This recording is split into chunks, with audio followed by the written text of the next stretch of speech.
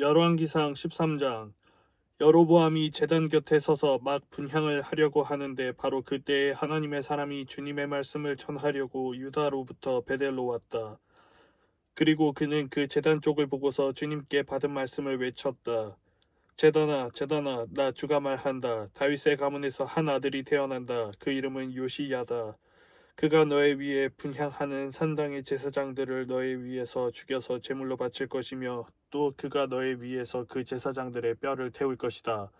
바로 그때에 그는 한 가지 징표를 제시하며 이렇게 말하였다. 이것은 나 주가 말한 징표다. 이 제단이 갈라지고 그 위에 있는 재가 쏟아질 것이다.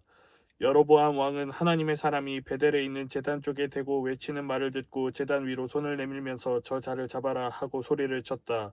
그러자 그 사람에게 내어 뻗은 여로보암의 손이 마비되어서 다시 오므릴 수 없었다. 그리고 곧 이어서 하나님의 사람이 주님의 말씀으로 제시한 징표대로 그 제단은 갈라지고 그 제단으로부터는 재가 쏟아져 내렸다. 그러자 왕은 하나님의 사람에게 제발 그대의 주 하나님께 은총을 빌어서 내 손이 회복되도록 기도하여 주시오 하고 청하였다. 하나님의 사람이 주님께 은총을 비니 왕의 손이 회복되어서 예전과 같이 되었다.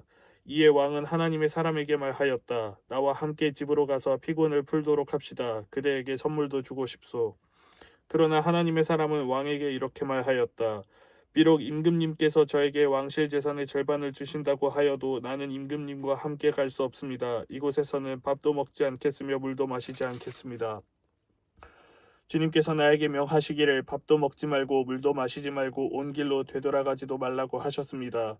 그런 다음에 그는 베델에 올 때에 온 길로 돌아가지 않고 다른 길로 돌아갔다. 그 무렵에 늙은 예언자가 베델에 살고 있었다. 그의 아들들 가운데 하나가 와서 그날 베델에서 하나님의 사람이 한 일과 그가 왕에게 말한 내용을 모두 아버지에게 말하였다.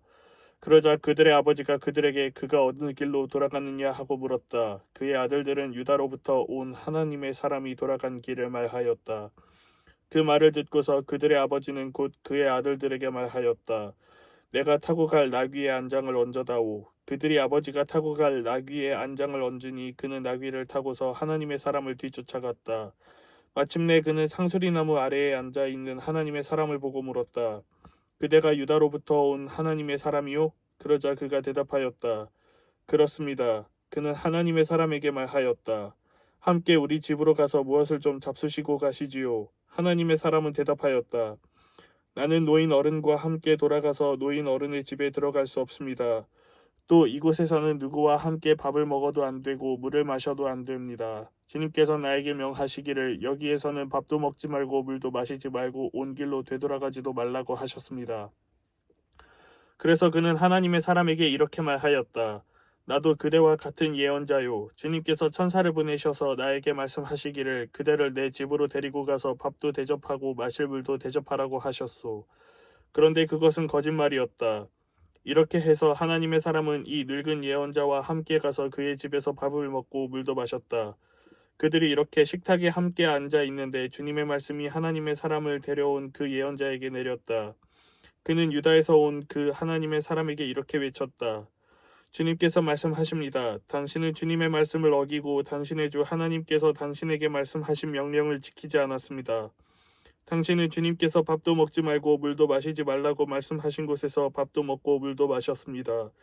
그러므로 당신의 죽음은 당신 조상의 무덤에 묻히지 못할 것입니다.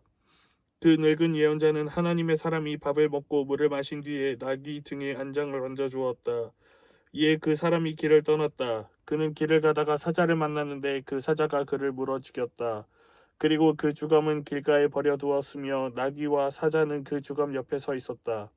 길을 지나가는 사람들은 길가에 버려둔 주검과 그 주검 가까이에서 어슬렁거리는 사자를 보았다. 그들은 그 늙은 예언자가 사는 성읍으로 돌아와서 이 사실을 널리 알렸다. 길을 가는 하나님의 사람을 자기 집으로 데리고 간 그 늙은 예언자가 이 말을 듣고 말하였다. 그는 틀림없이 주님의 말씀을 어긴 그 하나님의 사람일 것이다. 주님께서는 전에 그에게 말씀하신 대로 그를 사자에게 내주셔서 사자가 그를 찢어 죽이게 하신 것이다.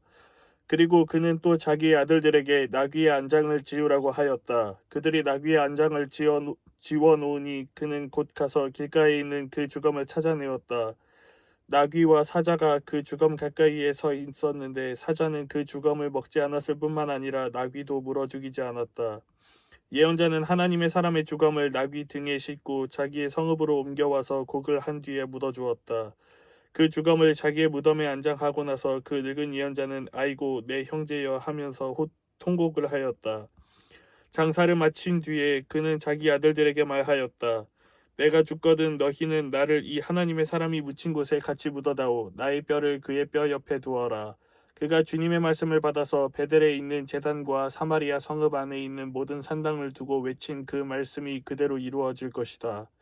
이런 일이 생긴 뒤에도 여로보암은 여전히 그 악한 길에서 돌아서지 아니하고 오히려 일반 백성 가운데서 원하는 사람은 누구든지 산당의 제사장으로 임명하였다. 그런 일 때문에 여로보암 가문은 죄를 얻었으며 마침내 땅에서 흔적도 없이 사라졌다. 아멘.